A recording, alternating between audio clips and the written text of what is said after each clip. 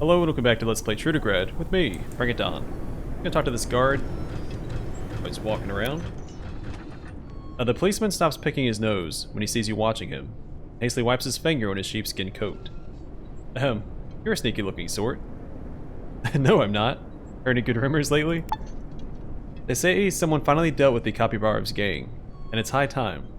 This freaks kept me from reading my favorite magazine, Grandma's Secrets, for 2 weeks straight. Tell me about Trudograd. I say we got too soft. Some of the criminals around here need to get smacked down. Hard.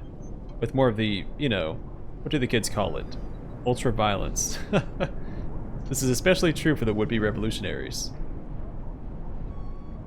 Any gossip doing the rounds these days? Haven't heard anything new. I got it. And what's new around here? Nothing new happening around here. Everything is the same as it ever was. That's just how it's going to stay, too. The people of the second tier support the authorities 100%. Keep that in mind. I want to report a crime. What crime? I have everything under control here, Roger. The other area is outside of my jurisdiction. Righty-ho. Got it. See you later. Alright.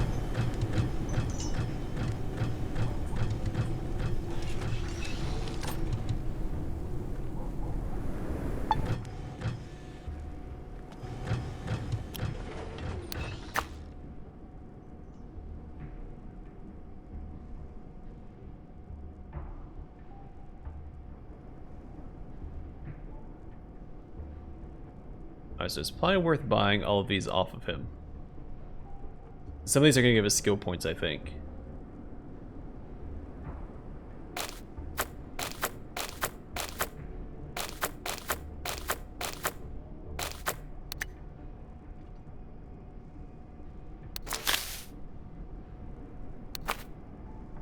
A pale and sickly looking man strolls around the small bookstore, dusting and rearranging all manner of tomes and manuscripts on the crowded shelves. He squints in your direction. My oh my, Blaze, and the newest member of our underground family, as I live and breathe. Welcome to my store, comrades. Yes, yes, enough with the pleasantries. Young man, may I ask how my books are selling? Like hot pierogi, Comrade Trudov. I sold the last of them just yesterday.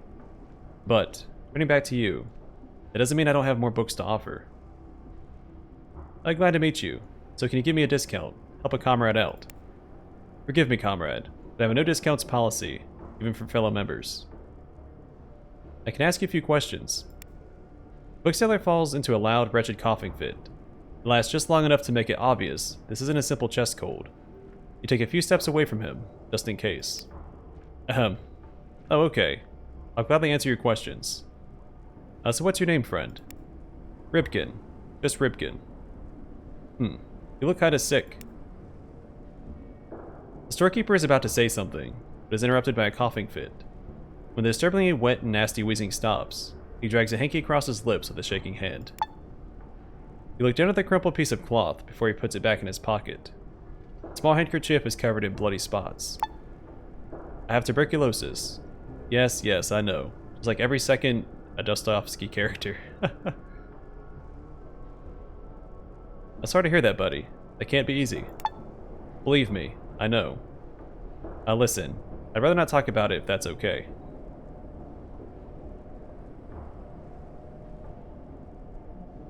I want to talk about something else now, as a distraction. I'm listening. What can you tell me about this place? You want to know about the store or these roofs in general? The store I built with my own two hands back when I still had my health. The rooftops are a local oddity. When the river began flooding every spring, people started building makeshift shelters on top of pre-war housing complexes. Now, the month goes by without something collapsing or burning down. Those old flats weren't built to hold all that extra weight on their roofs. But in Trudograd, the higher you are, the better. It's a question of status, as well as practicality. What's the local gossip? People are talking about the advancing army of northern thugs, about pirates and smugglers who dropped anchor near the city. And of course, there's discussion about the so-called authorities and their other passivity, which will soon be their undoing. I see. Let's talk about something else. The bookseller nods, before having a coughing fit and covering his mouth with a hanky. So where do you get your wares? Oh, you know, my trade is a delicate art. Like building a house of cards. Some books I purchase from private collectors, some are from the local printing houses. Others I gather in the strangest places, restore them here in my shop, and put on sale. Are there still active book collectors in the city? Of course. They're mostly old people, though. You know the type. Wise academics in their last days. Pre-war professors, old-timers with huge private libraries, and empty piggy banks. Most of what they own is from before the war. They never dreamed they would one day trade these works of art for a hot meal. Are there many printing houses in the city? There's a few, actually. Mostly they produce newspapers and utilitarian texts like recipe books, survival manuals, etc. But some of them print modern yellowbacks as well. They collaborate with authors who prefer to sell their works privately. In short, despite all the recent troubles, Trudograd's literature scene is still in bloom, just like the common Rafflesia Arnoldi. What are some of the weird places you get your books from? All sorts of peculiar locales. Dumps always yield a few good books if you're willing to dig long enough. I don't pretend to know what sort of monster would discard fine literature, but that's how it goes. Then there was a time one of the city libraries was transformed into a blow-up doll factory. They were in such a hurry to finish, construction workers bulldozed the whole inventory to a landfill. Several literary masterpieces found a new home in my store that day. I see. So what? Can we change the subject? The bookseller wipes sweat from his brow and nods. Alright, I need to go now, bro. Have a good one. Alright, we're gonna read all of these books after we level up Blaze.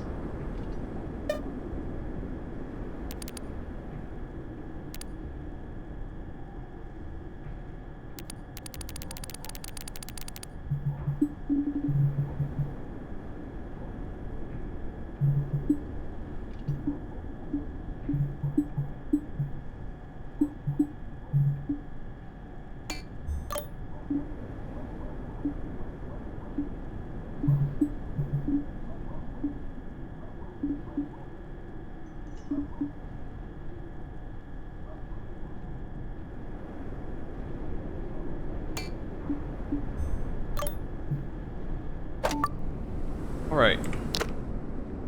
What do we have? Alright, so an old diary. Partially preserved diary from the NEP era. Surprisingly time resistant, bound in leather and brass plates. The first pages of the diary are partially torn out or ruined. 12. The drunken ravings of the Nep men, fattened by the good life, had their own truth. The island is indeed located not far from our shores. It's now called Teufelstein Insel, or Devil Rock Island, which makes me happy and fearful at the same time. On the one hand, I'm quite close to the answer, and triumph. So close that even the medieval Arab scientist Al-Khazred would envy me. How foolish he was, spending half his life searching for this piece of land in the Mediterranean and Adriatic, when it was here all this time. On the other hand, there's reason for anxiety. Vlad Turbin took it upon himself to transform the local villages and deserted estates into a kind of city.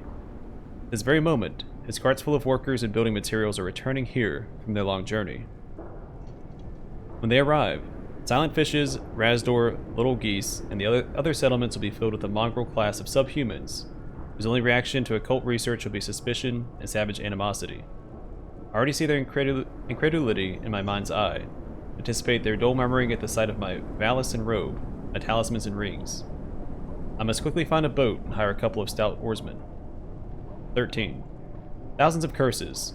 My voyage to Teufelstein Island was postponed due to the rising storm, which, however, brought some interesting discoveries. In particular, I was able to spy among the raging waves the so-called Skull Rock.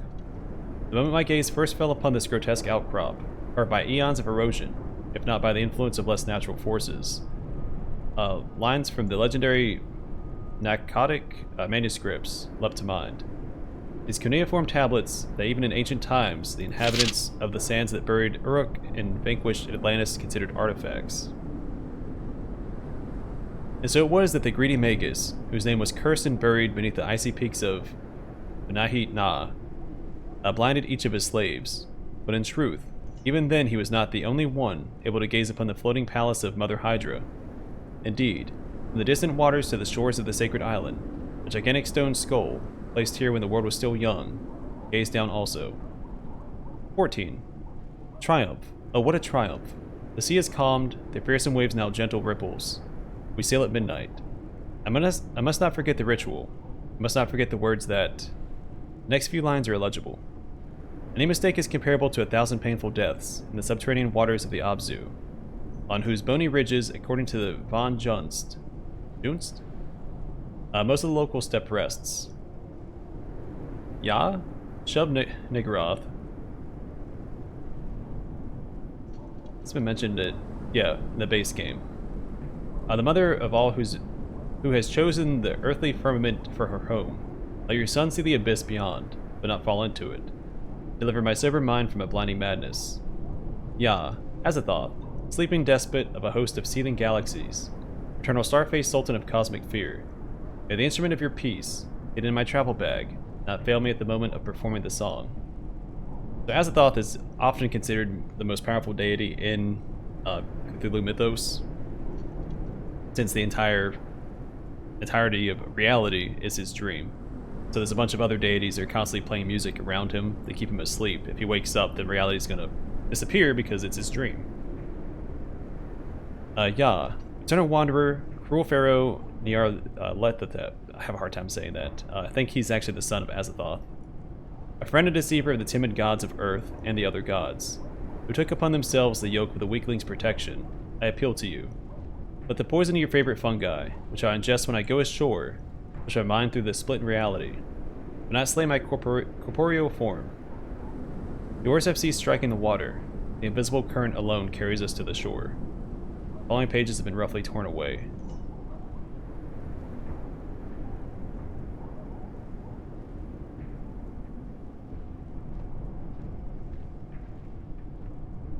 Okay, so it sounds like we have to eat mushrooms for something. This I can't talk. This did reveal a location on the map. Now, the island seems like quite the travel destination. I wonder if I should visit it someday. So if I go here...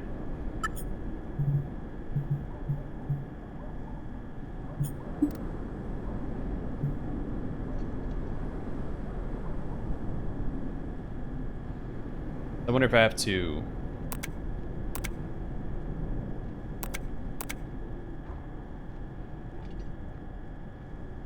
I have to go to the docks and have the captain take me to the Skull Island.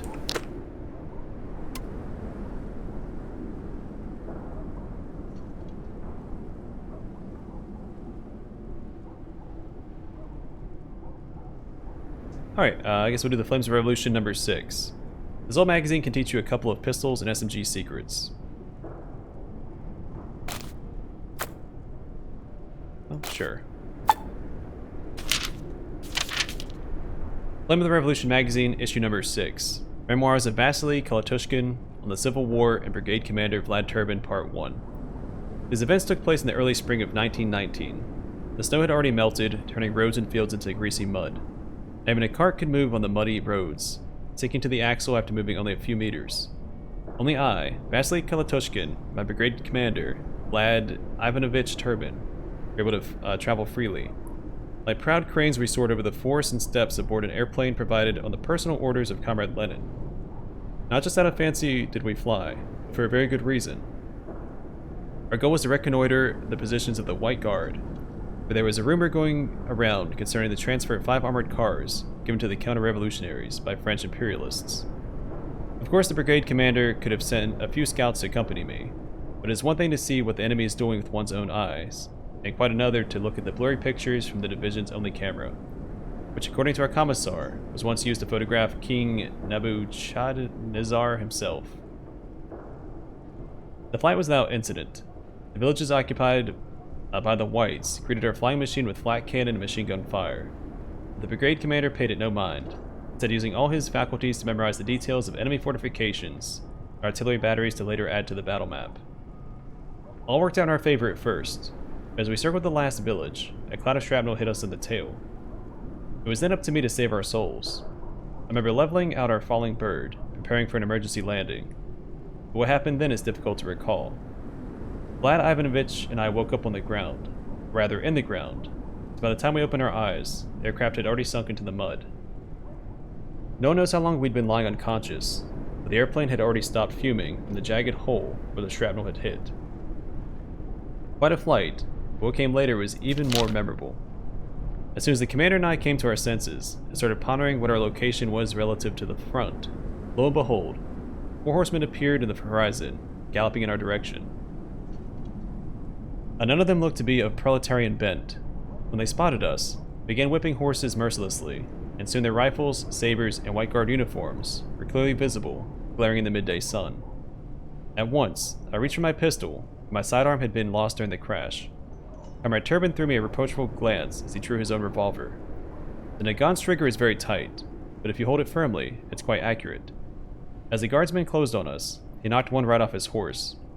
The rest immediately dismounted, laying flat on the ground, occasionally firing on us with their rifles as they crawled closer. The commander fired 6 more times, and the cylinder was empty.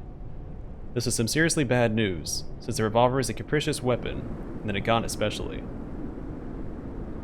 To reload one in the heat of battle is a task only for a man with iron nerve. The casings must be knocked out one at a time, and the cylinder rotated every time a chamber is refilled.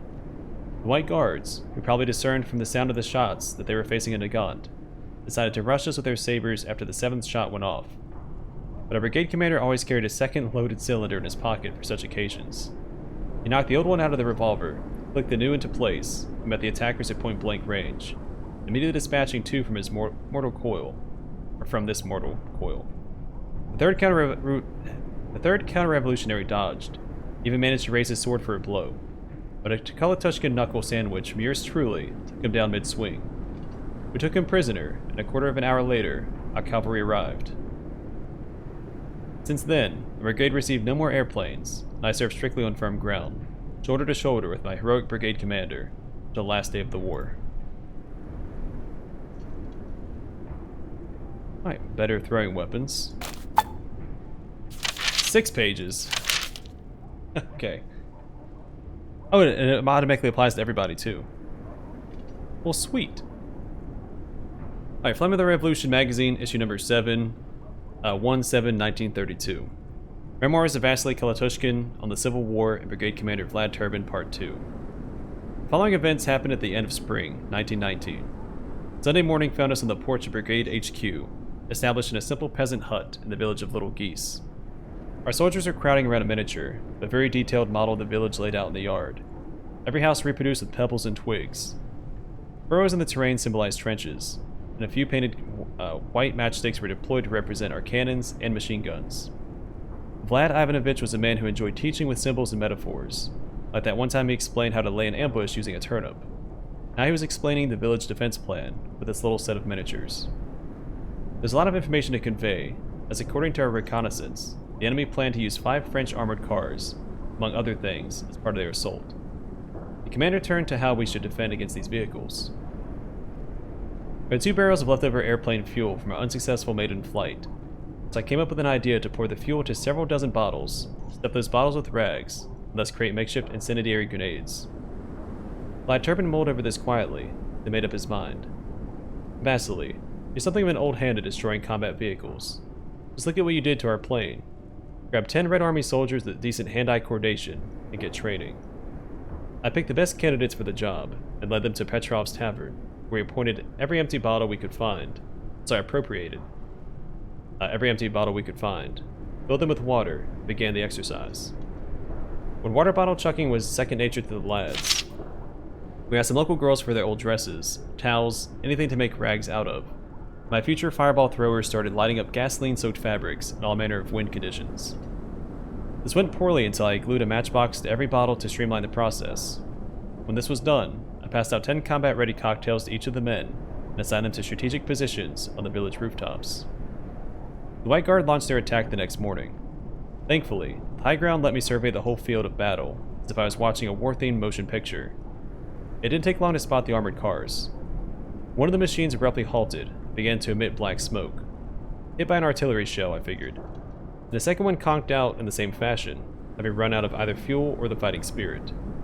The 3 that remained, however, rolled steadily towards our trenches and commenced firing their machine guns at our men at nearly point-blank range. That's when Vlad Ivanovich ordered everyone to fall back into the village. The armored cars took up the chase, so I descended from the roof to give them a warm welcome. As the first of the metal beasts turned a corner, I struck a match and threw my missile. Not the war machine itself, but the spot it was about to roll over. When the bottle shattered, the underside of the engine was covered in flames, and the windows blinded by clouds of thick black smoke. In less than a minute, an enemy officer scrambled out of his metal shell and ran for his life. He was in such a hurry, he never even noticed that his pants were ablaze. In the meantime, the remaining 2 cars had been destroyed by my trained fire starters. Once the enemy had lost all their mobile units, Vlad Ivanovich ordered a counterattack and rushed a retreating White Guard platoon with a bayonet strike force. This is how the defense of Little Geese ended. As for me, my heroic actions were highly praised by Vlad Ivanovich himself, who awarded me with a silver cigarette case and a new pair of pants, blood red, like the glorious banner of the revolution. Alright then, gambling secrets. Alright. Flame of the Revolution magazine, issue number 8, 1/8/1932. Memoirs of Vasily Kalatushkin on the Civil War and Brigade Commander Vlad Turbin, Part 3. The summer of 1919 was a hot one for our brigade. General Dratsenko, there we go, was advancing at a speed from the south, and a bunch of Kolchak Cossacks were all set to join him from our other flank. Our forces were spread thinly between these 2 fronts, and could barely fight them back. One day, Brigade Commander Vlad Ivanovich Turbin called me into his command tower. I came as soon as I was able, found him observing an abandoned village nearby, and a small factory all but destroyed by artillery fire. He was lost in thought. "Look at what happened to this land, Comrade Kalatushkin," he said. "Nothing but death and decay on every side. When this war is over, I shall go to Comrade Lenin, ask him to loan us a few engineers and construction workers. We'll return here and make things right. See that factory over there? We will rebuild it. We'll build new houses around it. We'll plant new gardens and people will flock to this place again, a place raised up by honest labor." "Nicely said, Comrade Turbin," I replied, much impressed. "But first we must win the war, yes? I mean, what peace can there be, with White Guards hiding beneath every bush?" "Very true, Vasily. It's actually why I called you here. There's a rumor that 50 kilometers from here, in the former mansion of Count Artamanov, a gang of anarchists and bandits is holding a few of the White Guard captive. We should strike a deal with these ruffians, and take these prisoners for ourselves. They're most certainly enemy officers, and likely know a lot about General Rangrel's plans." I saluted and said, Comrade Brigade Commander, do not worry. Vasily Kalatushkin will get you these White Guardsmen, and he'll interrogate them as well." After that, I gathered 10 of my best soldiers, and drove out to Artamanov Manor before the sun could set. The Count's former estate was beautiful. Topiary gardens, fountains, flower beds, and fruit trees ripe for harvest. In the midst of this bounty stood the mansion itself. Now on its front porch sat the bandits, feasting on cognac and waffles before their pale, tightly bound captives. The bandit chief met us with glee. He was dressed as a hussar in a beaver-skin cap, sporting a Mauser as well as a saber, adorned with stolen medals from the 1812 campaign. "Ah, my red comrades, greetings, greetings. I'm Yasha Diamond Eyes, and you're here to get lynched alongside your dear enemies from the White Guard?" he asked, golden teeth shining at me and my lads. "You must understand, but I do not have that much rope, or even enough sturdy trees on my new estate." Without saying a word, I pointed at my grenade belt, upon which the bandit's smile vanished. The man's attitude grew quiet and businesslike. Thus did the negotiations begin. I offered Yasha a cart full of geese, even a box of pistol ammunition, yet he didn't budge. It was a good thing, then, that I noticed several dice on the living room table. After asking whether Yasha was a gambling man, I offered him a bet he could not resist. "If I win," I said, "you hand over the enemy officers for nothing. If he wins, I'll deliver him a whole train of provisions and medicinal spirits." Yasha Diamond Eyes was gleeful again. He accepted my wager, very sure of himself, and before the war he'd spent his days in Astrakhan, where he conned many people with his dirty tricks while playing craps. Little did he know that I had prepared a trick of my own, just for him. We sat down to play. First thing I did was carefully observe the dice to see if they were filled on one side. Filled dice never land on the polished side, which can be used to great advantage. Once I was certain everything was fair, we started rolling the dice from a pair of drinking glasses. The game varied greatly.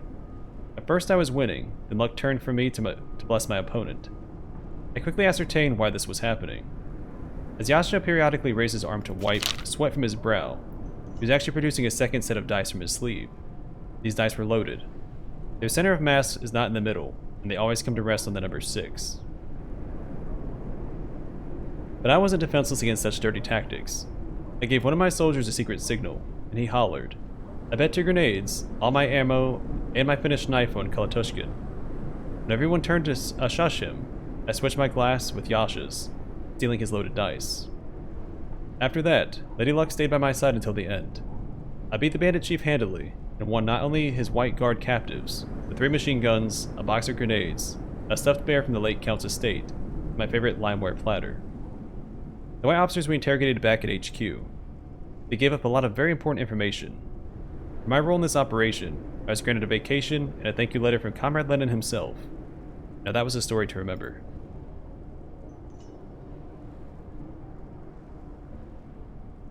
Alright, Rivlin Stories 1, A Fateful Meeting. This book about the famous mutant hunter can teach you the basics of using melee weapons. Trudograd's Literature Publishing House, 2005. Author, writer, poet, bard of the Grushinsky Festival, Y.A. Svetkov. Recorded from first-hand Wasteweller accounts. She returned at noon, stepping softly over the threshold. From the smell of lilac and gooseberries, Rivlin knew Yana had again been picking fruit in the garden. The sunlit air sparkled with glittering dust as she sat down in the chair by the window. Apples and gooseberries fell from the medic's slender hands, mixing with the silver bullets scattered on the polished tabletop, as Rivlin diligently loaded magazines for his AKs. The mutant hunter sighed as he gazed upon this girl's delicate features. After so many reunions and breakups, they were back together again. Completely unexpectedly, one might add. Perhaps this was according to some being's great plan. Maybe it was simply an accident. Nevertheless, the morning the girl's ambulance parked beside the godforsaken Way of the Communist Collective Farm was the same morning Rivlin first set foot on its dusty streets. "How long are you staying?" Rivlin bit into the apple the medic had brought, and continued pushing old cartridges into a magazine. "One night at least. The bridge got washed away. The chairman has already sent a work crew for logs. I sent a paramedic and a driver to help.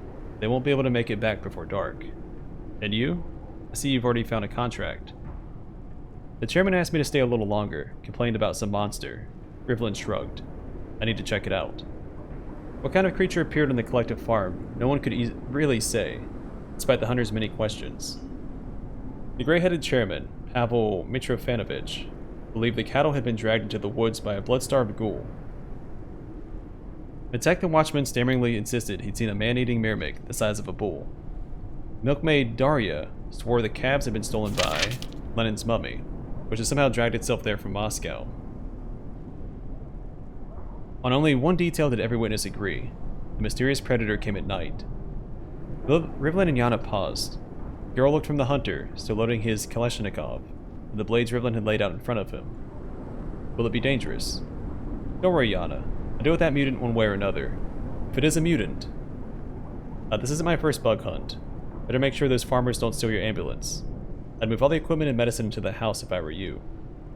Rivlin put down the assault rifle and examined the rest of his weapons. Knives, pry bars, an axe, and a saber he'd taken from a dead looter who'd been pillaging the Museum of the Napoleonic Wars.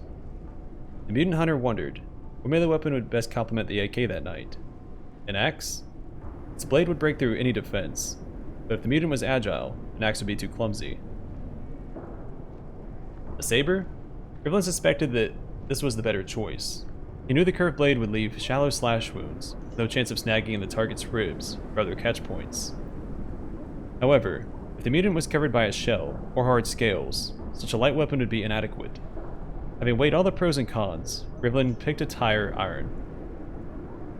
It was his favorite melee weapon, and had saved his life numerous times. When he was satisfied with his equipment for the night's work, he looked meaningfully from Yana to the bed by the wall.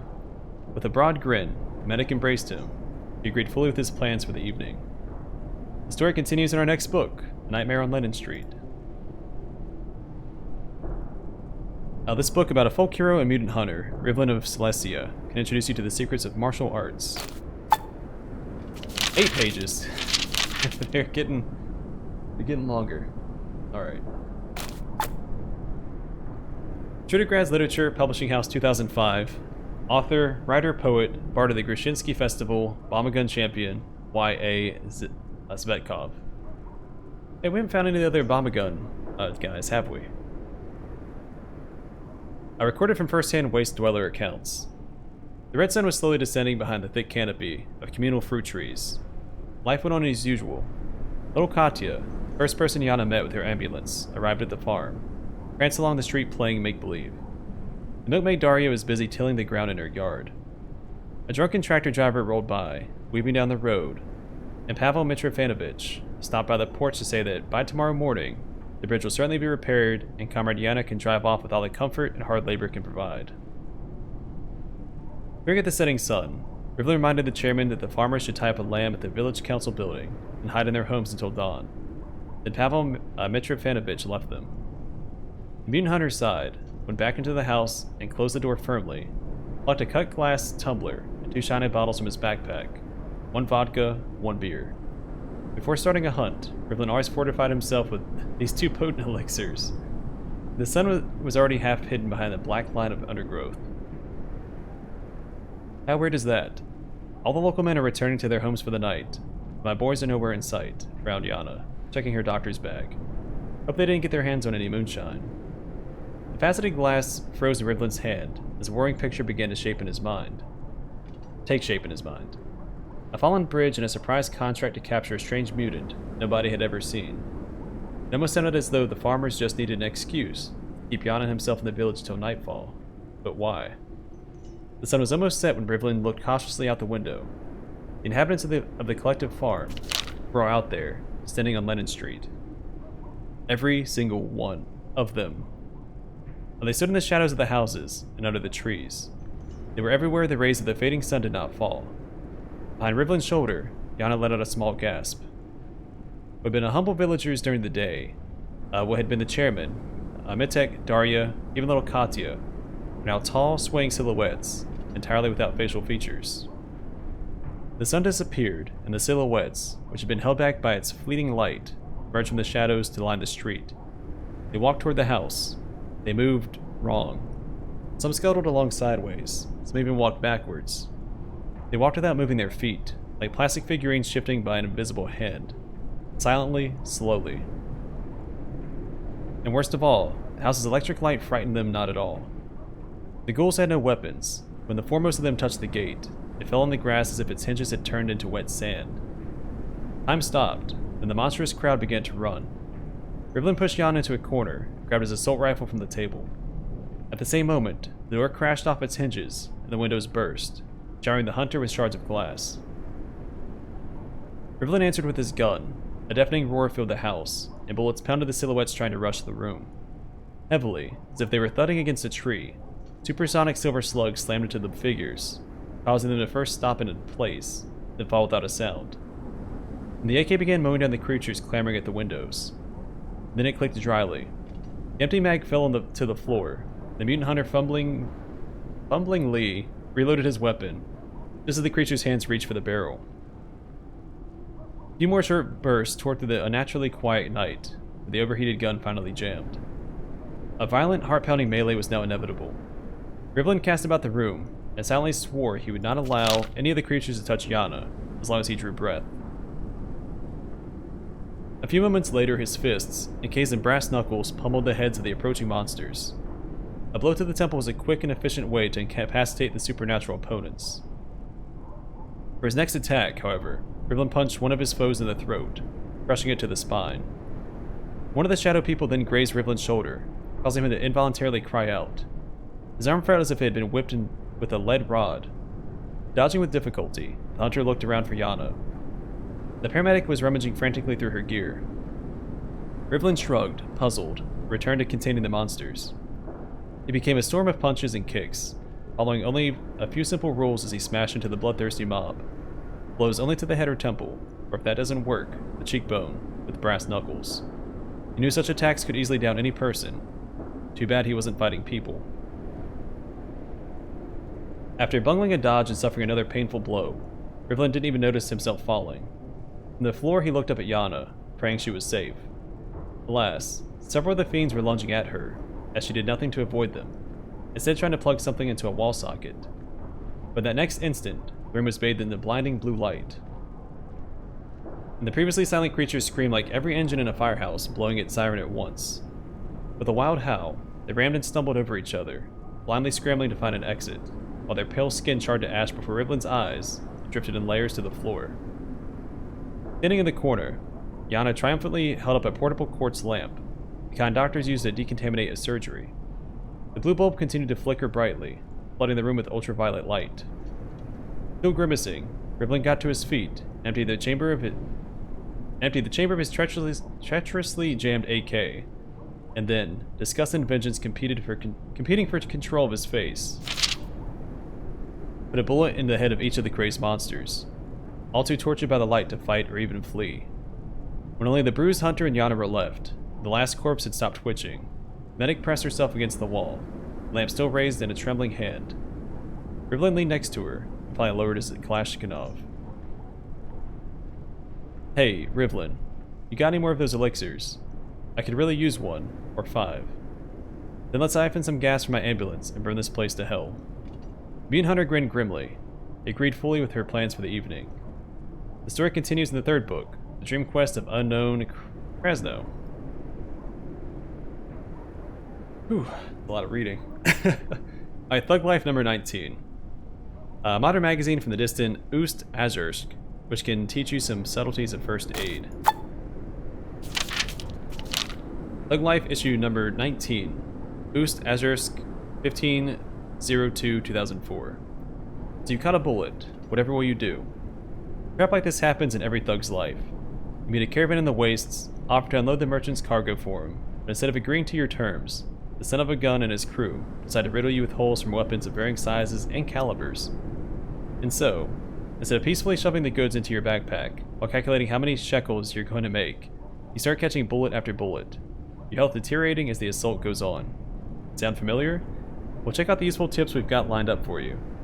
This month's guest expert, Mob Doc Evgeny Maltsov, aka Doolittle69, provides the following advice for anyone involuntarily receiving a bullet.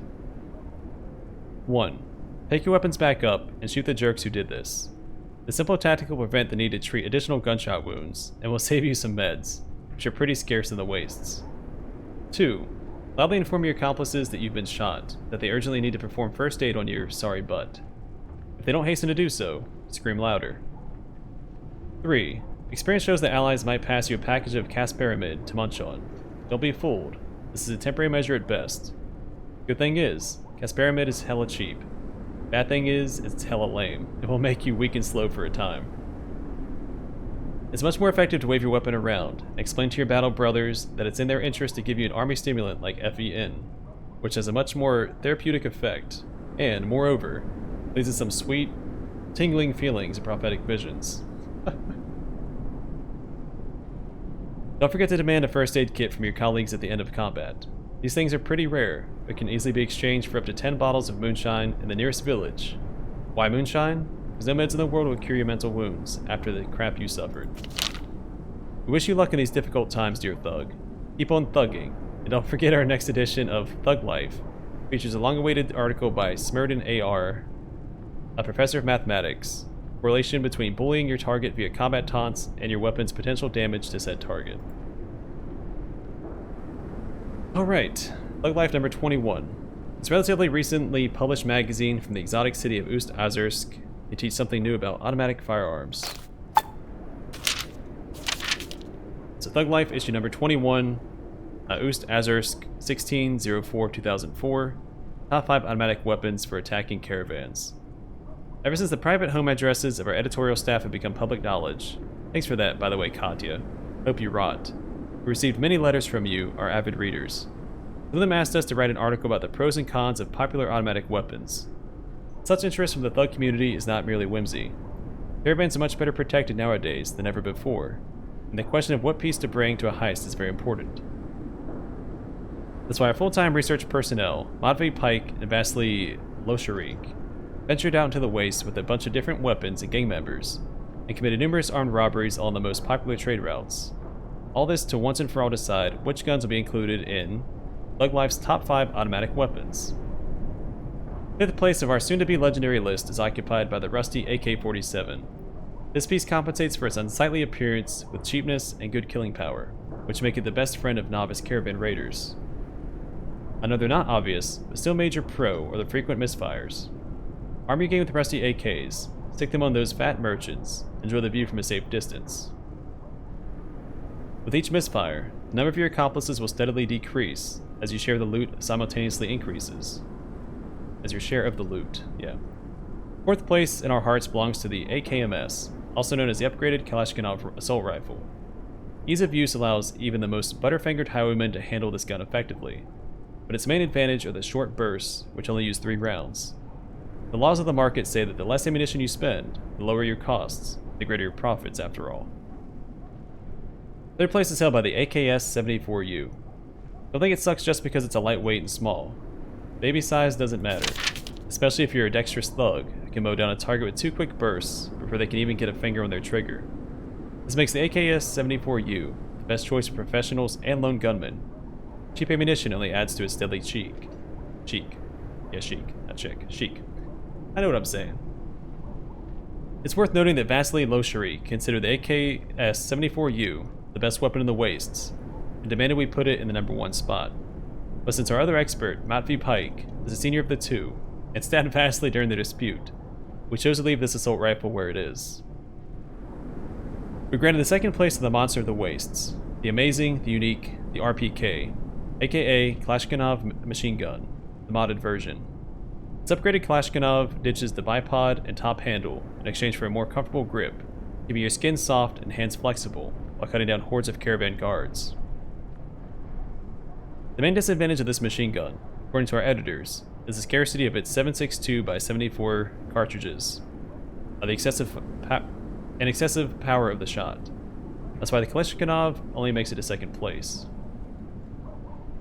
The 1st place of the top is occupied by, that's right, the PKK-74. The PKK's mean lower damage compared to the Kalashnikov is negated by its ease of handling and use of 5.45mm cartridges, which can be found in abundance all across the wastes. This concludes our article. Be on the watch for our next thrilling issue, chucking an F1 grenade at an enemy, and remembering you paid nearly 5,000 rubles for it at the market. How to hide your tears from the crew the right way. Okay, well there's a bunch of free skill points. Well, it wasn't free, I spent a ton of money on that, in fact. Alright, but I'm going to call it here. In the next episode, we'll continue speaking to people in the 2nd tier, and yeah, just go from there. But for now, thanks for watching. I'll see you guys in the next one.